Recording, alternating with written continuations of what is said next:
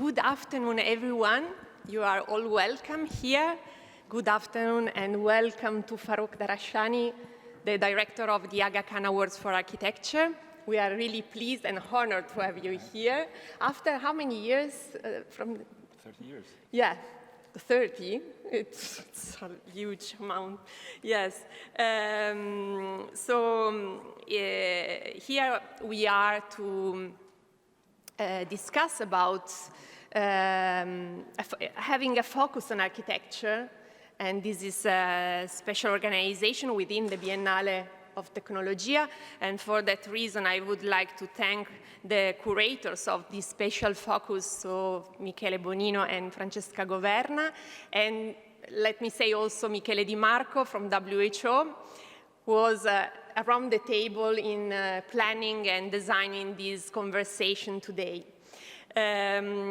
So very difficult, I was saying, Farrokh before, saying about his bio and his curriculum it's really so rich. So what we can say that he is so well known as the director of the Aga Awards for Architecture, and the focus that we would like to discuss together now with you all. I see many students here and colleagues, so thanks for being here.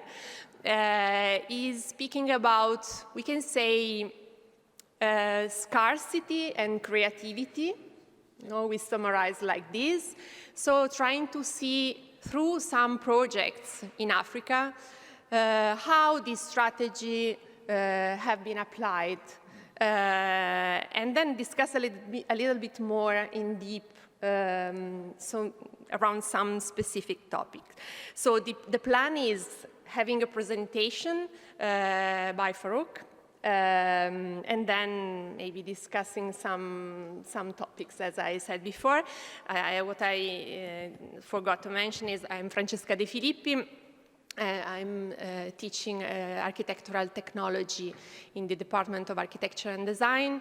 And we are here also because we have a long tradition in studying and research and also education and teaching around these topics that thanks to a professor that was Giorgio Ceragioli, that in 1989 he founded a school, a postgraduate school, and now we have hundreds of students around the world that has been trained here. So, Farrokh, the floor is yours. Thank you very much. Thank you very much. If you allow, I'll go just try to do with the projector.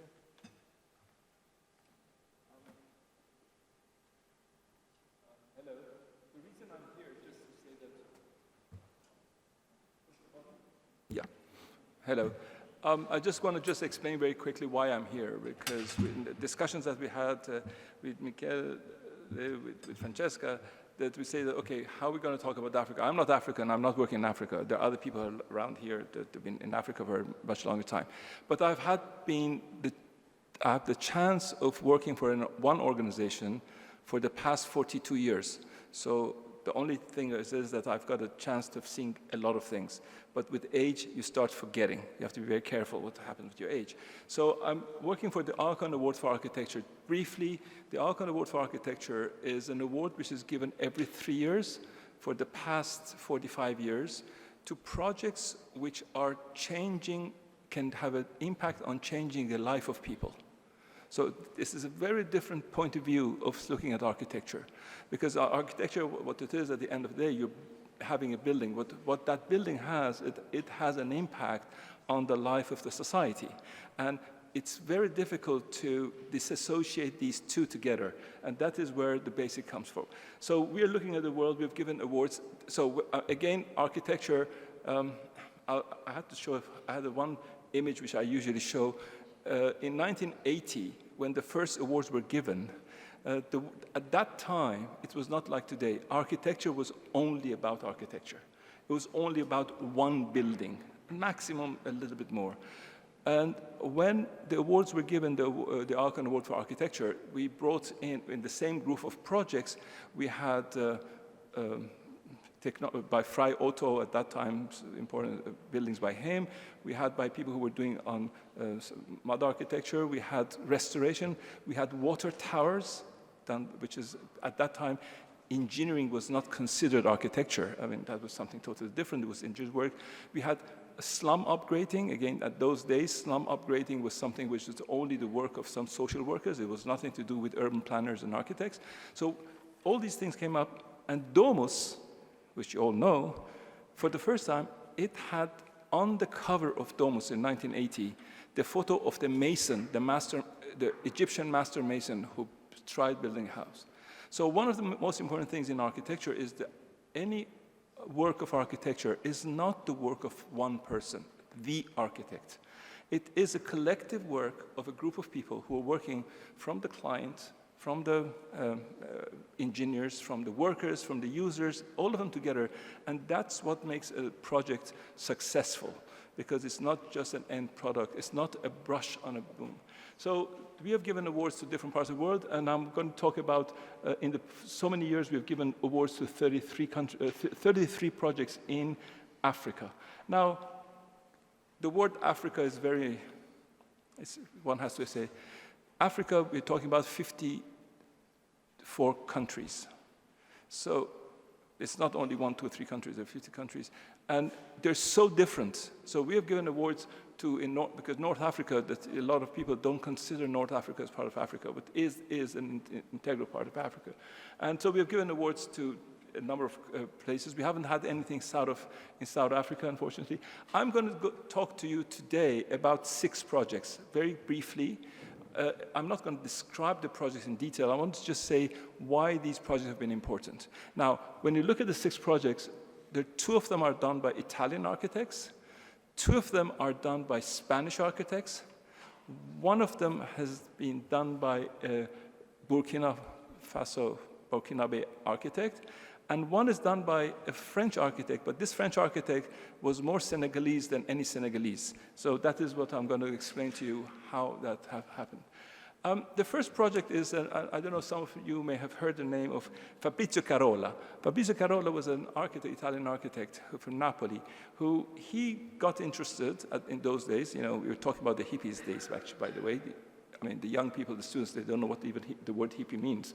But these were the days that people would go out of your place, go out of Europe, go to new territories, learn and experience. So he went to Africa to build, was working with a group who were able to get money to do projects in Africa, to build a hospital. There was a series of buildings.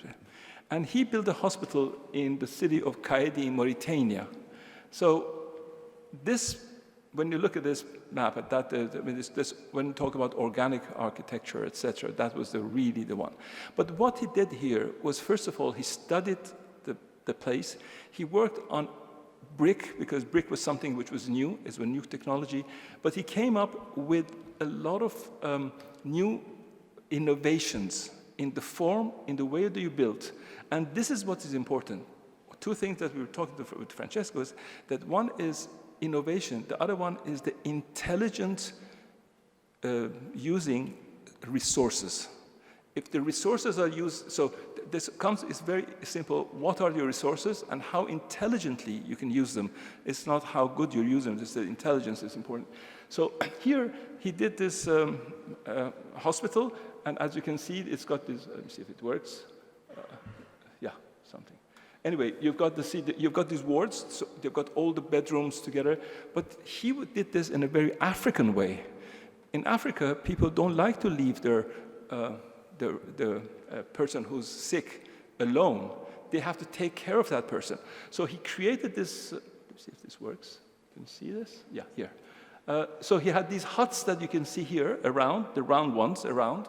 So the family of the people would stay there, and the doctors will go from the corridors inside. They would access the room.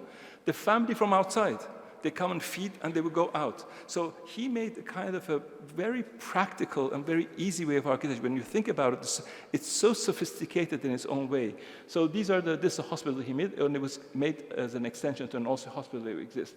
So here, what he did, he came with very new ideas, because he was experimenting himself in how you can use a brick and make vaults, which was something which was not done at all. So a lot of these forms that he used were just very new, and he brought in the technique that how to build, I mean, again, intelligent usage of material, using the earth, teaching them how to use the compressed, and making kill, and made hundreds of them. So these are where the family lives, and this is the construction, and you can see it's a real hospital. It's got a real theater, operation theater, and all of that. So this was the way that Fabrizio, and then he continued his life in Mali. He spent a lot of time doing other experiences. He took a lot of Italian students who went and worked in Mali, in Mopti, with a center that he had. And it was a kind of working with them. And also he did something else. I mean, just to say that he created something called ENA in Napoli to bring Africans who live in Italy to be associated with their roots and with the Italians. The second project I'm going to show you is done by a French architect, but Patrick Dujarric. He was the one who created the School of Architecture in Senegal as a French coopérant. But he had, for 20 years, over 20 years, he studied all artifacts of Senegal and whole Africa. And he wrote books on it, and he became familiar. Then he was given the whole thing to make an Alliance Française, a French building there. Now, these pipes, as you can see, this is not, he reinvented architecture. He reinvented an identity for Senegal in a way, because none of these had any experience there. It was all new. These are all PVC pipes that you buy, plastic. He painted them in the same colors of the calabashes that they used there. And he created the space, and then also on the ground, what he did, he made this is the floor plan, and you can see all the patterns that he used. So this space has been used and has been there for now over 25 years, and it's working hard, very well. And unfortunately, I couldn't find in the slides I had with me that if you go to that neighborhood in Kualak, you can see that people have made these at the entrances of their houses. It become like something which is a symbol of that region, of the area they are. And these colorful places that, I mean, one of the things, as I say, the intelligent way of using it. So those paints, those PVC pipes, the way that he did the flooring was something which was very mosaics that you do there, the paints, and he worked on that. This is the theater they have, and the work. Now, talking about intelligence use of materials. You've all heard the name of Francis Kéré, and I'm very proud to say that Francis became, who is Francis, by getting the Alcon Award for Architecture in 2004, when he had just finished the school, and he has done this was the first project he did. The case of Francis Kéré is very important, especially for the schools of architecture. How you can teach someone who's coming from Africa to Europe in the universities, what you teach them to go back and to be able to do there. The Technical University of Berlin, I think, they had a series of professors there who were working with the Third World, with Mexico, with Africa, etc. They were working with them very closely, and it was very interesting. I know students coming from the same school, from the same class, one building something in Bangladesh, the other one building something in Mexico, all of them adapted to those countries and those spaces. So the whole thing is that what you learn in the School of Architecture is how to solve a problem, not specifically for a very special place. It doesn't mean that you will learn how to build in Africa, how to build in Europe. You as an architect should be able to come up with solutions, with innovative solutions, not wild solutions, but innovative solutions, to come and be able to use the resources which exist and the technologies. The resources is not only money, it's material, it's human, and it's technology. So because techniques which are known in a country is very important, that how you can use it better. So Francis Kéré wanted to go in his own village. didn't have a school.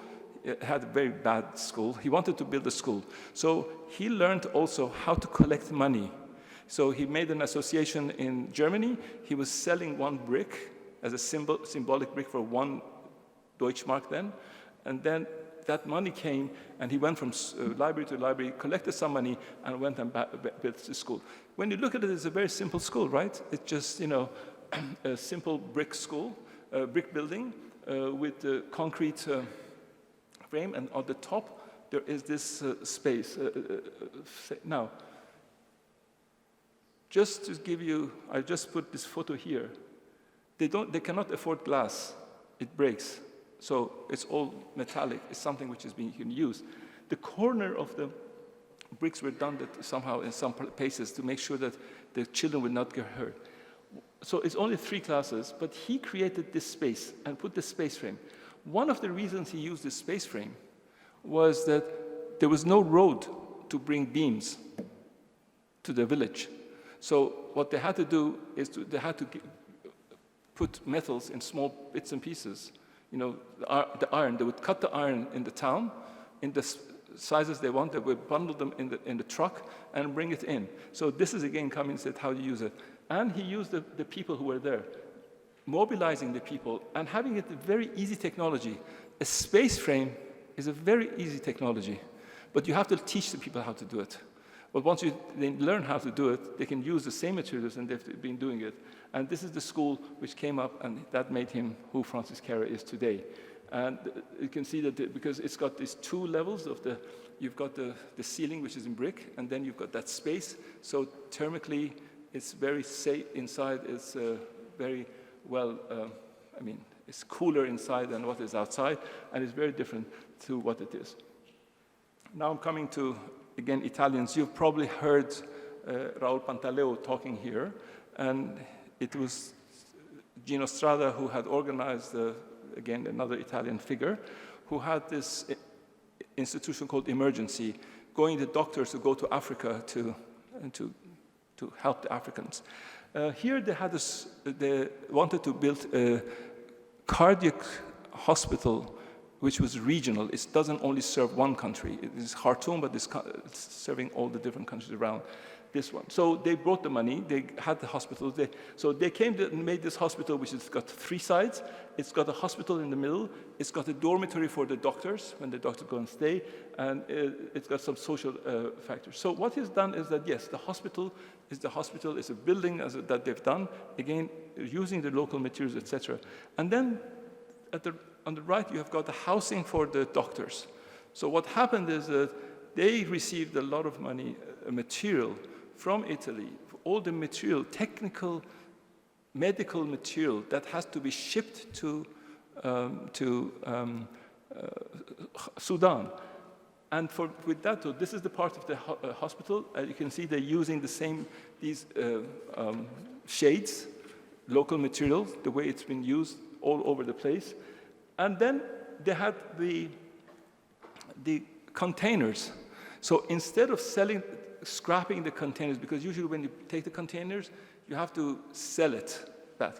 They kept all the containers, and with the containers, they built the part which is, as you can see, that they're putting up the containers, and here this is the end result of where the doctors stay and the doctors live. So it's the same material that they've been used. So this is an intelligent way of not waste, because just bringing the containers, taking it back, we're talking about carbon footprint.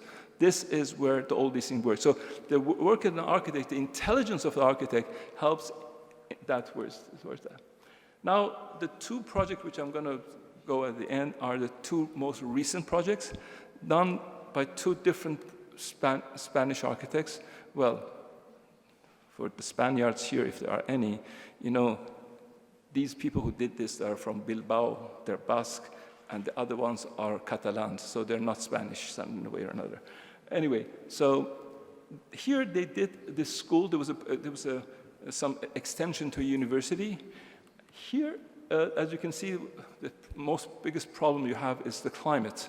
You have to create spaces which is cooler than outside, with the least minimum of using the energy. So they came with a very intelligent, easy, simple.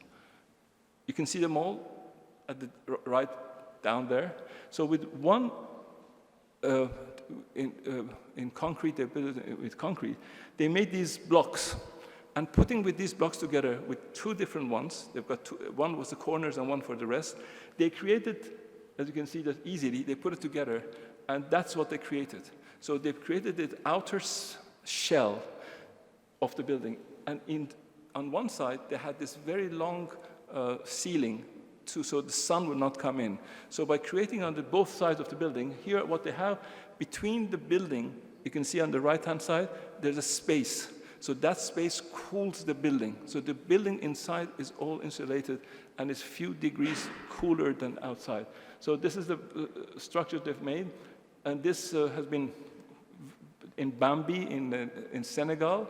It is quite a well-known school now for the students that they live there. But here, there's one thing I wanted to again explain, that now today we're more and more talking about how we use the climate, waste, usage of water. All the water now is collected, you can see. They're collecting all the water, the rainwater, because it's not that much, through the system that they have, and they reuse it. So all this was a part of the architecture that they have been doing. And the last project I'm going to show you is a project done by a group of students. So the students were going to Senegal for the architecture students. They used to go to Senegal they went once, I think, as a group. They liked the place, Zingashore. They went back, they collected some money through different activities in Barcelona, and they went back and built this school. So here, this school, it's got a you can see the plan. It's a grid, the way they've put them together. But again, from the planning, the whole thing was that how the usage of water, how you can have all the water is collected, how it is done. So this has been done very well there. And they came up with the technology, or the technique, not the technology. So that is, you can see the Gaudi influence on the floor. So they came with this system of, again, double structure. So you've got the block and you've got the roof on top of it, which at the same time, it's the same simple thing. You have to just make sure that the heat is somehow controlled. So these are the projects they've done. That's where the students are. They've got no windows again. It's all open. Here is the technique, the way that they've built it. These are just the techniques that nothing is new. But adapting it and making sure that the people who are there can build it is very important. So you need that catalyst. So the role of the architects becomes sometimes as a catalyst to make the people, if they don't know a simple technique, to show them the simple technique. Or if they've forgotten it, because some cases, in some societies, people have forgotten to do it. So this is the school again, and this is where we are. Thank you very much.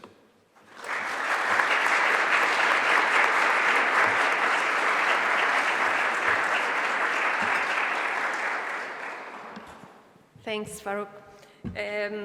Maybe we can try to highlight some issues that we discussed when preparing this conversation, and then if you agree, we can also leave the floor and leave to the audience. Maybe there are some questions coming from the people here.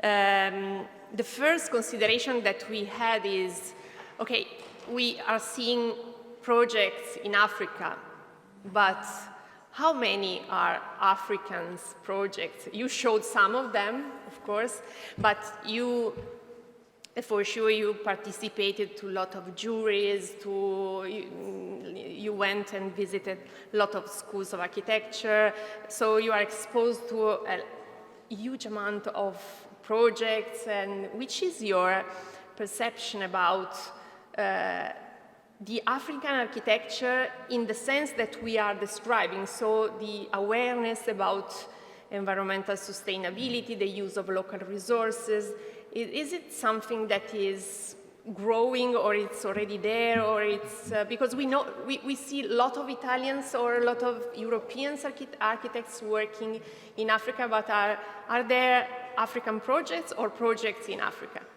This is actually today when we were walking with Thomas, because Thomas has been in Africa for such a long time, and I was telling him that, we should be careful what means architecture education in Africa. I was a member of a jury once in Paris. There was an award was given by Architecture Studio, and they had a series of them. So first they had the Chinese architects under 40, then they had Arab architects under 40, and then they had African architects under 40. So we were a member of the jury. We had all these projects, and most of them were small projects, because under 40 usually you don't have big projects. And we gave a series of awards to them. We didn't know what the names are. And then in Africa, by the way, again, I showed you that there's North Africa and the East, so Africa is not one block, there are different parts. But there are not that many schools of architecture. There were not 20 years ago. And also, for example, in Senegal, Patrice Dujarric, which I showed him, he was the one who created the School of Architecture in Senegal. But then they closed the school. Why? Because it was cheaper for the government to send the students to France to go to architecture school, come back, than having a school in Senegal. So there are all these reasons. So, and then in Togo, there is one school of architecture for a number of African architecture. Well, South Africa is a difference, Cape Town and Johannesburg, etc. So I was standing there he was the member of the jury with me. We were standing, and when in Venice, when they were giving the awards, we saw the first group they came, they were all European. The second group, because with the names you never know, with its Christian names, it can be African, it can not African. So then there was, we saw one person who's African. Then he was American, Black American. And the whole thing, it says, how come? Because the projects they had done were very good. So they had a very good education, the young people. They did not have a chance as young people to be able to practice in Europe. So they took, you're young, you take this, you go to Africa. And another thing which is important, that because there are systems in Europe, that you have foundations, you've got funds, you can get some money from somewhere, from a church, from another society. So bringing 2-3 elements together gave them the opportunity to do a small project, which later they will not stay there. They'll take that opportunity, they go back to Europe, etc. Now, how you train, why you should train architects for Africa, and why you should only do that, I think that is not a subject to talk. One has to be able to build anywhere. Yes, Francis Kehrer was African, but he went to school in Germany, and now he's trying to do in both places the world. So he was a building. So there are a lot of opportunities in Africa, is because, again, coming back today, this morning we had this, during the talk of Karorati was saying that the population of the world will decrease in the future. In Europe already, you don't need that many new buildings to be built, because the cities are just shrinking. So when you've got shrinking countries, you don't need. But in Africa, on the other hand, it's exploding. You need every day new things. So again, comes back two things. Who are building? Are the traditional people who they don't need to go to school, they're just building because it's the amount of the amount of things they're building, or the ones who are architects as such? The other thing is that in Africa, it's not only a question in Africa, in a lot of other societies as well, it is somehow the role of architect, which is the way it's known in Europe, is not, that role is not that there. So it's the builder. And the builder, in most cases, they're engineers sometimes. So engineers, the other ones, they play the same role. The problem is now that traditionally, all those whatever monuments, everything was done by the people in the tradition. Now you come again with, it's not only due to colonialism, it's due to the connections in the world that have happened later. A number of things become universal, so you need an architect. So the roles change. So how long it takes in a society to adapt the roles of the things that we're doing to the new roles. So that's where it comes to the question of architecture and what the architects are. So now we have, there are many new schools of architecture, they're coming, and I'm sure that they're going to be, there are, now we can see this in the Venice Biennale last time, you saw that there were a lot of examples of projects coming from Africa. But one should be very careful. They were African architects who were trained in London and going to go back and reinterpret that thing and use the same language. I mean, it's the same thing, that if you want to take the discourses you have in Italy, then you go and take cases in Africa. You bring it here, and it becomes, one should be really careful to what to call. That's why I prefer to call these universal knowledge. Once we look at the thing as a universal knowledge, that's why the same way that if Fabrizio Carola, he went to Africa and he did the project which meant something, it was practical, then you don't see his Italianness. Becomes that he is a human being who's been there, he felt responsible. The way that when you feel responsible to your clients, you're responsible to the people, responsible to society, that responsibility makes you think better and do a good project. Right. It also takes time, because Fabrizio Carola was there with Pole. He was making his job, of course. And this first question is linked to the second one we discussed, that is about, we called shared responsibility. Because we see very beautiful projects, like iconic buildings, Kere, all the ones that you showed, but how we can, and we discussed also with Raul Pantaleo about this, and Simone Sfriso, this issue, how we can think to scale up these good practices in order to have an impact in terms also of environmental sustainability, because and not leave all these projects being very good projects, iconic, but paid by an external body like emergency in another place. But what about replicating or scaling up the good practice or the knowledge, of course, behind it? When we're talking about sharing responsibilities, so architects are not usually bad guys. They don't mean bad. But they are sometimes as executors. So they go and they do a project for a client. If the client is not thinking well, so the education, in a way, should go both to the architects, to the clients, to the contractors, to the people as well. Again, one of the discussions that we had the other day, that on theory, you love domes, the domes that Fabrizio, those domes were done by another group of people started in Mauritania and in Senegal. When there was a drought, there was not much wood left. Before, all the traditional buildings were done with wood and thatch. Then, because of the lack of water, they were just going and making into deserts because they were taking all the things. So they were trying to come up with a very good solution, an architecture with no wood. So let's say, let's go to Egypt and learn how they make domes, and we can do the same thing there. Beautiful idea, right? So they went there, they made this housing for the refugees that they were in Mauritania. The houses were all with domes. People were not living there, because for those people, that dome was a tomb. So culturally, they wouldn't accept going there. And I was just repeating this the story last night, is that someone went there and they said, why don't you live in this? Why don't you go to this house? You're living outside with these huts that you've made with these tin roofs. Hot, it's so hot. He says, you want my daughter not to get married? Because this is the prestigious house. If I live in that mud house, nobody will marry my daughter. See, so culturally, one has to make sure also something good. Sometimes it takes some generations for people to see culturally that what we're talking about, adapting to the new ways. Now, in some countries, in some places, this becomes very rapid. First of all, is models. You go to a minister, and the minister who comes and sees the building of the ministry like there was a bank was saying that the guy goes to the architect and says, I want the same thing at the World Bank in Washington, because that's the model of a building for a bank.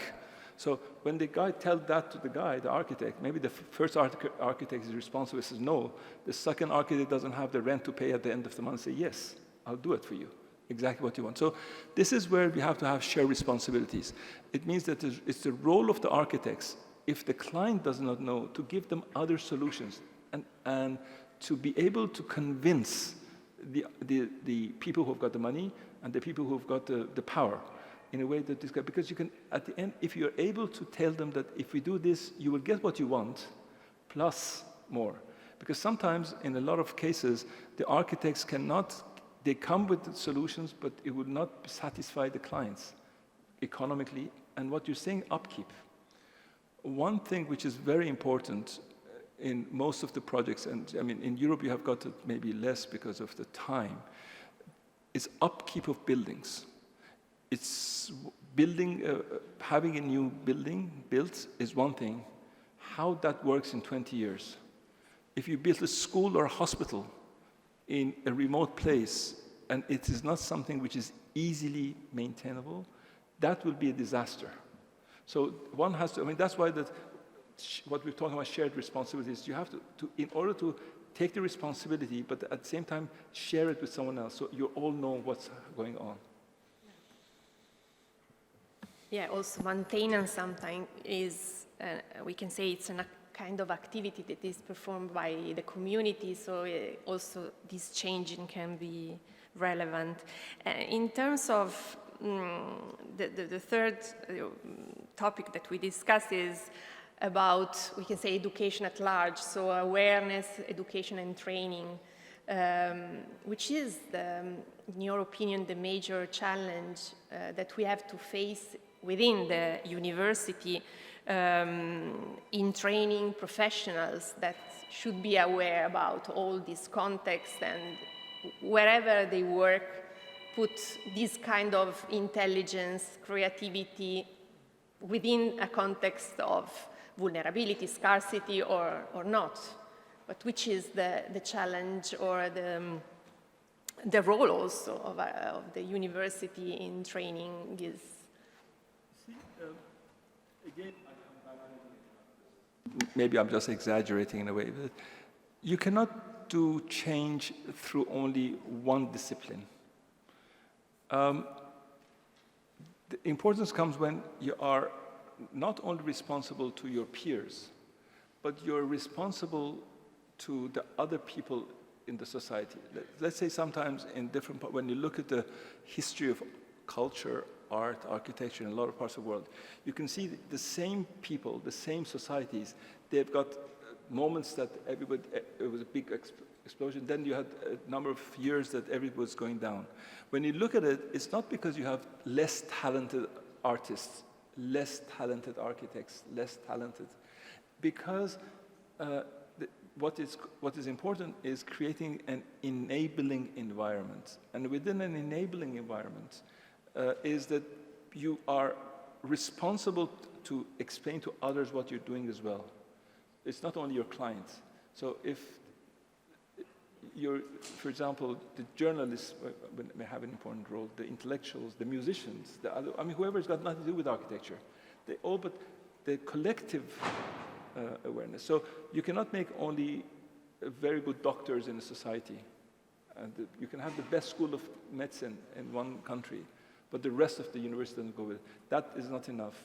So what you need to be able to create, that's it. That's why I did recently and more in schools of, I've been seeing that in medical schools, in a lot of countries, they've got art programs. Because those art programs help the people to not only concentrate on what they're doing as, not to, is the role of a university training technicians or training thinkers?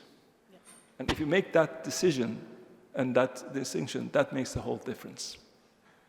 Yeah, I think this is exactly the core of this Biennale Tecnologia, is about the relationship between technology and society, and technology as a mean and not as an end. And of course, we, on our part, we are trying to challenge students to deal with, of course, a complex environment in which they have to take into account aspects of building physics together with design or architectural technology and go and forward. So trying to not adopt a solution, but rather than think about a strategy that probably is always changing your mind. Of course, what you were saying is particularly, and this is, I think, and what was nice to me, it was when I look at the definition of this topic of the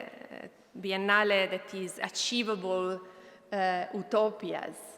That was a way of our professor Giorgio Ceragioli of defining what we have in front of us. So look at utopias, but should be achievable. So we have the duty of seeing things in that way.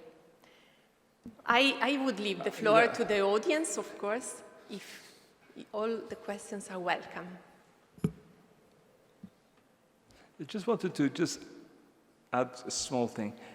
One of the things is, especially in European universities, one has to be very careful in that somehow not to be patronizing. Because that is something that, giving formulas and thinking that your formula is universal, that is something which is very difficult because one knows the principles. It is, for example, I was always talking about, when talking about heritage. Now, in the Greco-Roman world, time has got one meaning. If you go from Turkey to East, time doesn't mean the same thing. So it is very different, for example, because this is the way that the whole society, the whole culture is based on. When you say something that this is 11th century, and you say this is 15th century, the 11th century is more important than the 15th centuries, in a way that you put the hierarchies, etc. that you have. I was giving the example that this story was someone saying that, for example, they said that someone in China had bought this beautiful, very old 16th century table, but it was rotten and some piece of wood and animals. So they bring this master carpenter and say, can you please repair it? He looks at it and says, yes, but why do you repair it? I can make a better one with a better wood. They say, but you don't understand. This is 300 years old. He says, okay, but it's bad quality. So you see, that concept is very important to understand that what means, so that's when I'm coming back, whatever is good for you, it doesn't mean it's good for everyone.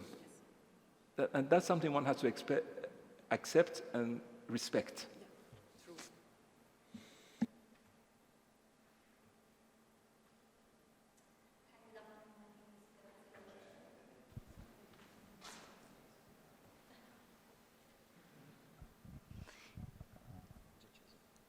Good afternoon. My name is Graziella Roccella, and I'm representing a company called Planet Smart City. We are building affordable housing in Brazil, India, and Colombia, and very soon Africa, maybe.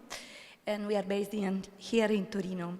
So I would like to go back to Francesca's word, recalling the achievable, and also going back to your concept. You said at the beginning that the Aga Khan Award is focusing on projects which can really have an impact on the life of people.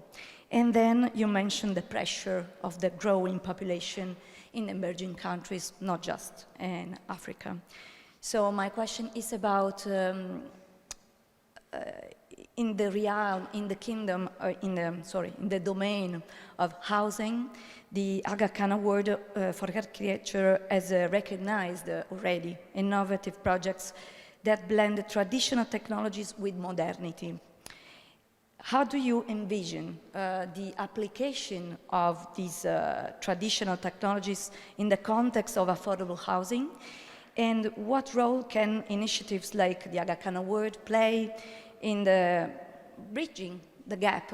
Because also minding the gap was in the title of this conference. And so I am addressing you in, how can we reconcile the tradition, the modernity, with the affordability, with the achievability of the goals, to let really the people live better lives? Thank you. Housing is a very tricky word because, in different parts of the world, and different societies, it becomes who's responsible for housing. So it is sometimes when countries go more socialist, they say, well, it's the government has to build houses for the people. It's the city has to build houses. And you go to the other ones, it's the responsibility of each person. And there it's come, who are the people who do it? They're the developers. So it's the developers get that role of doing the mass housing. Because we're not talking about housing. When we talk housing, we're not talking about individual villas, but we're talking about mass housing and affordability.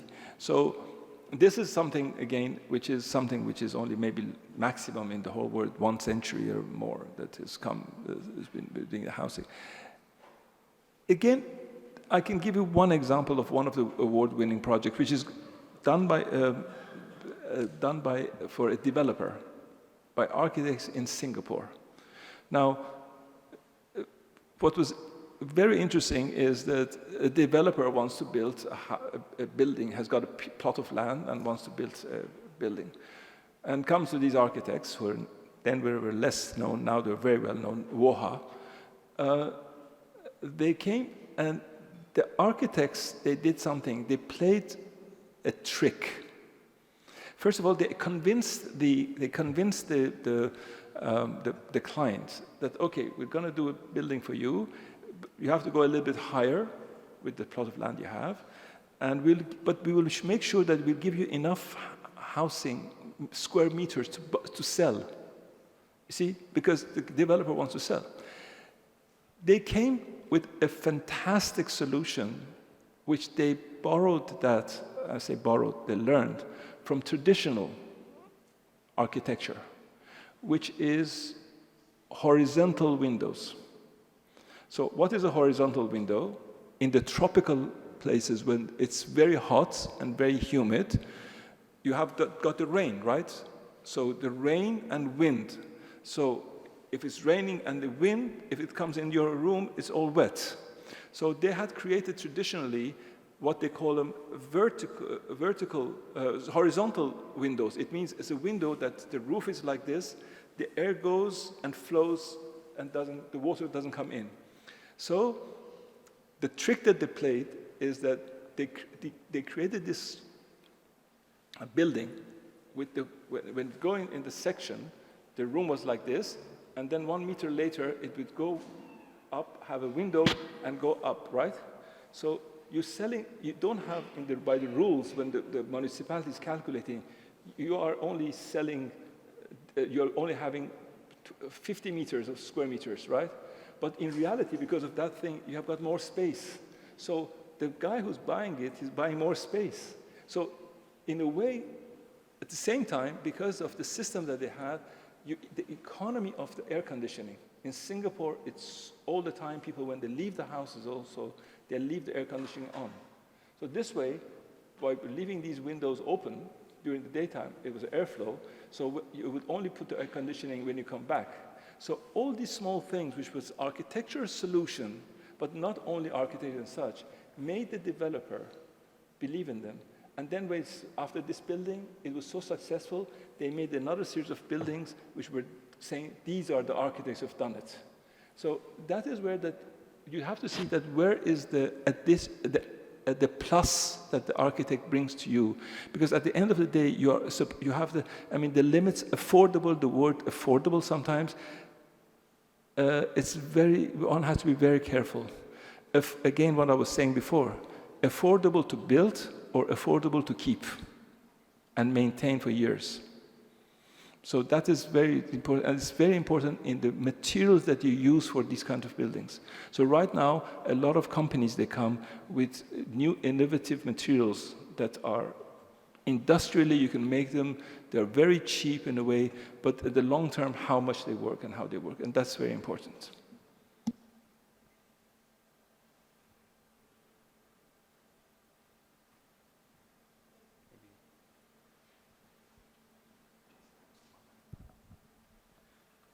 Good afternoon. I'm Lorenzo, and I'm a student. Before you were talking about in the last project, how these students brought back these vernacular or simple techniques to the society, to the community.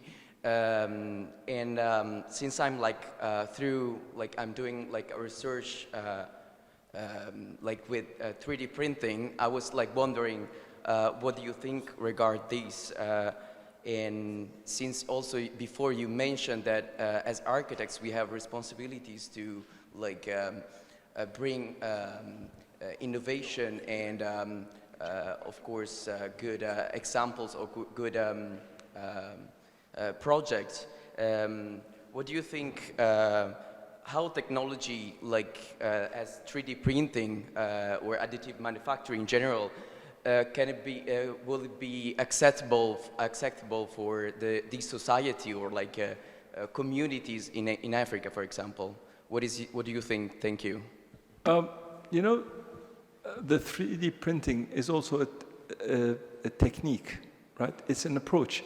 So if it works, there's no, I mean, if it's something which will work perfect, and it will work, because right now we are at the beginning of it. So the first 3D printers were supposed that when they were making small models first and etc. It's very quickly becoming something affordable. They can have a very, I mean, be used well. And I'm sure that every society, they can easily, because they don't care. Who cares how your house is built? By a crane, you bring it in, who brings that? At the end, they want to go inside that piece. So society sees that if it works, if it responds to all their needs that they have. So that is the most important thing of convincing the society to accept something new. Any society resents anything new. They don't resent anything new because they don't want to take the risk. So it's the risk factor, because they say, I've been living like this forever. If I do this, what if it doesn't work? So by proving, and it's always that is why that looking at other examples, that's one of the reasons the award for architecture was created. The reason the award for architecture was created is you cannot come and have solutions for all over the world. But if you tell someone who is in Indonesia that, listen, in Senegal, they did something which worked, they will get inspired and do the same thing there. So, you see, the good thing about technology, that the generations, human beings like that, they adapt so quickly. The same way that you were playing the tapes in the music, then it came to CD, and now when you say CD, people don't know what a CD is anymore. A DVD, I mean, it doesn't care in music. So everybody's used it. You've got your mobile phone. It's so easily used by every single person. They make all the payments. We're talking about when they were doing payments in banks, the e-banking in Kenya was much, much earlier than in Europe. So Europeans, they wanted to go to the bank and get them. I mean, it was just, they didn't. Why? Because they didn't trust, the society did not trust this money which they don't see in their hands. For your grandparents, etc., it was just the whole thing of getting adapted. But younger generations, they change much faster. So 3D printing is going to come very soon. Work on it. Hi, my name is Kishi Davis, and first of all, I just want to say thank you for the fact that you were able to show us all these exemplary projects in Africa. As an African myself, it's nice to see these projects that are achievable.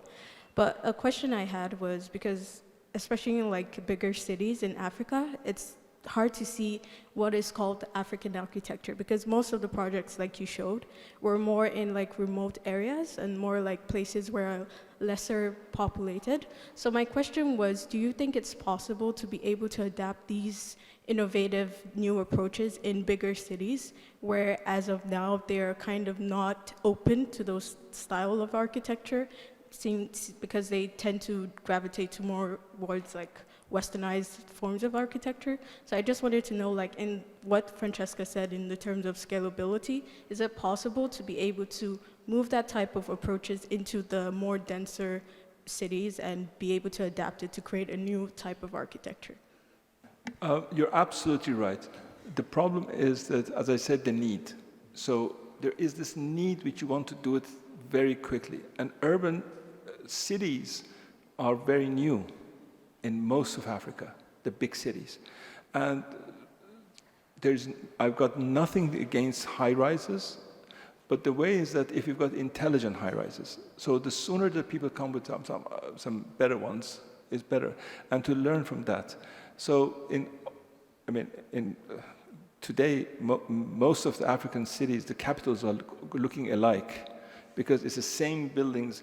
And the worst, actually, it's, thanks God, the time has gone that some of the expansions which happened in Africa was during the post-modernist time of the 1980s. And then you can see these horrible buildings. They do the same skyscraper, that on top of it they put few colorful things or so funny things to make it that this one, the bank in Bamako looks different to the bank in etc. So that is gone.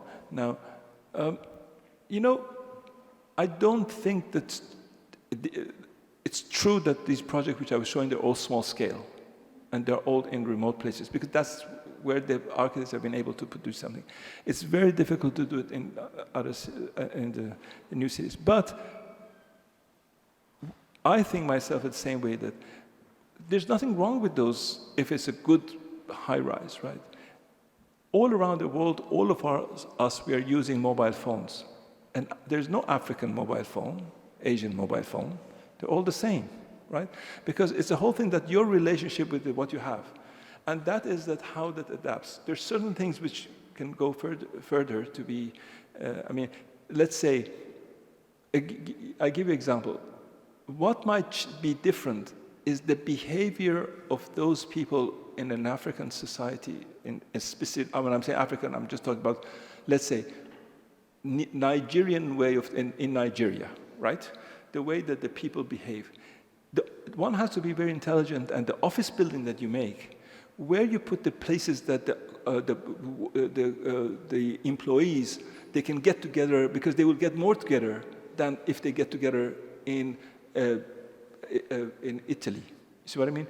I give you one example, which is, unfortunately, I have not seen it myself. I don't know where it is. One person was telling me many years ago in Holland, they had to change the way that they were doing the housing for the elderly.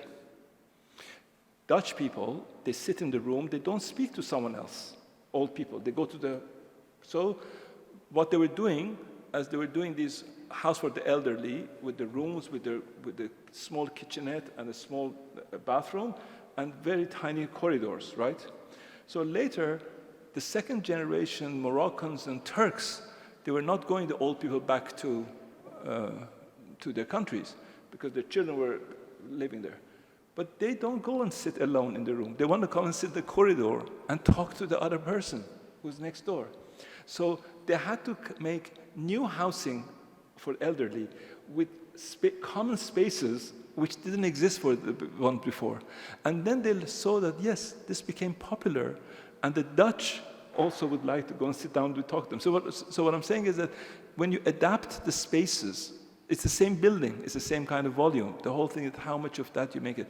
And if you can make sure that the people can use it better for that society, that is where architecture can help. Too many questions for the time that we have. Maybe we can have one more. Whoever pays more. More, but very, very short. Very short, it's difficult. Hi, I'm a second-year student of Politecnico. I'm interested in exploring how architectural practices can be best address the unique needs of nomadic communities in Africa and Asia, like Tuareg, Amazigh, or Berbers in general, where traditional lifestyles are influenced both by cultural heritage and environmental challenges dictated by the seasonal changes, given that the standard Western influenced architectural models often do not align well with the mobile and adaptive nature of nomadic living. How can architects and urban planners develop solutions that are both respectful of these cultural practices and responsive to that environmental demands of nomadic life? So, do you want we collect also the yeah, second question yeah. also No, because you can break now? This one was a lecture on its own, so we have to just... It was a conversation. Hi, my name is Borzu, and I wanted to ask you, how has your Iranian heritage helped you, I mean, because you talked about heritage at one point, how it has helped you shape, your approach to design and architecture? What kind of elements or principles you put in your work? Thank you. First I'm going to answer Borzu, because, we are horrible people, we Iranians. And the thing is, we always think that, because, we are the ones who've been there thousands of years, and especially we've beaten the Romans. That's the most important thing. They tell you that we are the ones who made the Roman emperor to come and sit down in front of our king. So that starts from there. But there's one thing which is very important, and I'm very proud of being Iranian in that sense, that our culture has, because of where we have been in history, we are people of different layers. So each of us can be many things at the same time. And that's why, in a way, Iranians get much easily assimilated in wherever countries they go. Why? Because you can be 2-3 things at the same time. We can be from different religions, we can be of different languages, because we speak different languages in the country, but there's only one element which keeps us together, which is culture. Now, if we take that as a model, and that is what I've been, also I'm coming from a generation of the 1970s, right? In 1970s, when we're going to university, we thought the whole world belongs to us. There's no difference if someone is in Italy. We were making fun of those guys coming from Italy because, you only know this much. We know not only what you know, plus what we have learned from India, etc. Anyway, but what is important, when I'm going to come back to this, is just accepting the others and the layers, because more and more our cultures, the Italians of Torino, they were Italians of Torino. They're not anymore, because they have got different cultures. They go to America, they study here, they go to Europe, and then they've got other people who are living here together. So the moment that, as much as you resist to the others, it will be difficult. The moment that you start not losing yourself, being the other one. So this goes back to the other question, is that what is the difference between, I hate the word whenever people are talking about colonialism, because the misuse of word colonialism. Yes, every single act in the world has got goods and bads in it. And one has to look at the balance and to see that in that specific case, which ones you want to bring up, and which ones are the ones who are accumulative. It means that you add the different layers and get the best out of it. So coming back is that there are 2 things which is important. One is the context. I think the most important, the responsibility as architects, but we have to go back to architecture and not anything else, is understanding the context. Once you understood the context well, and the failure of big projects, huge projects, etc., is wherever there's a lack of understanding of the context.